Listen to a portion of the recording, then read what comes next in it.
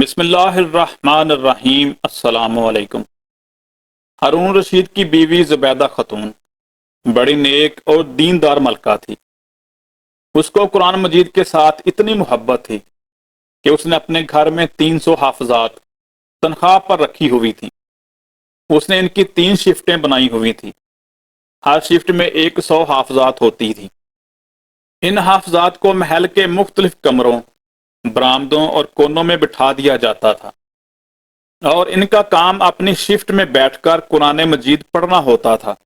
اس طرح پورے محل میں ہر وقت 100 حافظات کے قرآن پڑھنے کی آواز آتی تھی۔ اس خاتون کو پتہ چلا کہ جب لوگ سفر حج پر جاتے ہیں تو ان کو راستے میں پانی نہیں ملتا، اس لیے وہ اپنے ساتھ سواریوں پر پانی لاد کر جاتے ہیں۔ جب کبھی پانی ختم ہو جاتا ہے تو بسا اوقات لوگ پیاسے رہتے ہیں، بلکہ بعض اوقات تو کئی لوگ فوت ہی ہو جاتے ہیں۔ ہر بیوی اپنے خاوند سے فرمائش کر کے کوئی نہ کوئی کام کرواتی ہے۔ اس نے بھی اپنے خاوند سے کہا کہ میرے دل کی تمنا ہے کہ آپ ایک نہر بنوائیں جو میدان عرفات تک پہنچے، تاکہ حاجی لوگ جب اس کے کنارے سے گزریں تو ان کو پانی ملتا رہے۔ ہارون رشید نے اس کی فرمائش کو پورا کر دیا اور ایک عظیم الشان نہر بنوا دی۔ اس نہر سے ہزاروں انسانوں، حیوانوں، چرندوں اور پرندوں نے پانی پیا اور فائدہ اٹھایا۔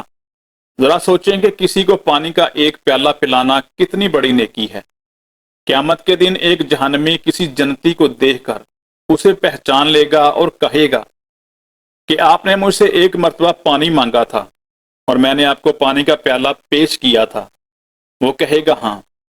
وہ کہے گا کہ آپ اللہ کے حضور میری شفاعت کر دیجئے۔ حدیث پاک میں آیا ہے کہ ایک پیالہ پانی پلانے پر وہ جنتی شفاعت کرے گا اور اللہ تعالیٰ اس جہنمی کو جہنم سے نکال کر جنت عطا فرما دے گا۔ ایک پیالہ پانی پلانے کی اللہ رب العزت کے ہاں اتنی قدر ہے۔ انسان تو بالآخر انسان ہے، جانور کو پانی پلانا بھی بہت قیمتی ہے۔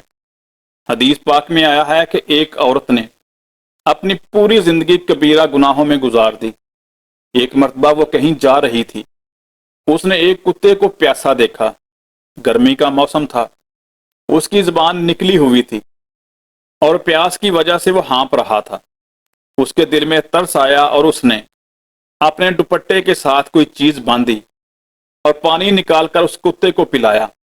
جب کتے نے پانی پیا تو کتے کو ہوش آ گیا اور اللہ تعالیٰ کی رحمت کو جوش آ گیا۔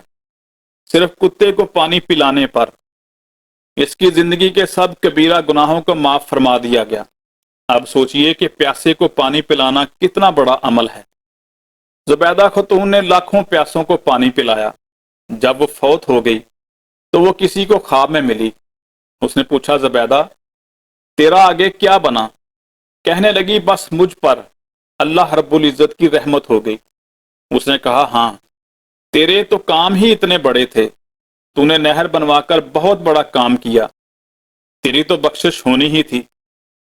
وہ کہنے لگی کہ میری بخشش نہر کی وجہ سے نہیں ہوئی۔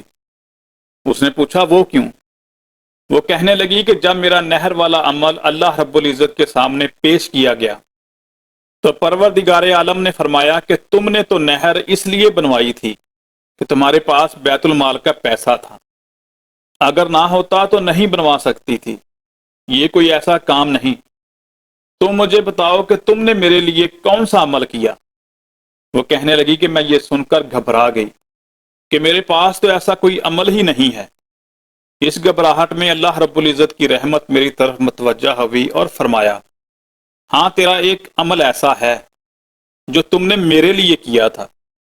وہ عمل یہ ہے کہ ایک مرتبہ تم کھانا کھا رہی تھی، بھوک لگی ہوئی تھی، تم نے لقمہ توڑا کہ میں اسے اپنے منہ میں ڈال لوں۔ منہ میں ڈالنے سے پہلے ادھر سے اذان کی آواز تیرے کانوں میں پڑی۔ تیرے سر پر پوری طرح دوپٹہ نہیں تھا اور آدھا سر ننگا تھا۔ اس وقت تیرے دل میں خیال آیا کہ اللہ کا نام بلند ہو رہا ہے اور میرا سر ننگا ہے۔ تم نے اپنی بھوک کو روکا، لقمہ نیچے رکھا اور اپنے دوپٹے کو ٹھیک کیا اور اس کے بعد لقمہ کھایا۔ تو نے لقمے میں جو تاخیر کی یہ میرے نام کے ادب کی وجہ سے کی، بس اس کی وجہ سے تیری مغفرت کی جاتی ہے۔ سبحان اللہ۔ اللہ رب العزت تو یہ دیکھتا ہے کہ ہماری رضا کے لیے کیا کیا گیا۔ اب یہ عمل دیکھنے میں چھوٹا سا ہے، مگر چونکہ اس نے یہ اللہ رب العزت کی رضا کے لیے کیا، اس لیے اللہ رب العزت کے ہاں اس کی قدر بھی زیادہ ہوئی۔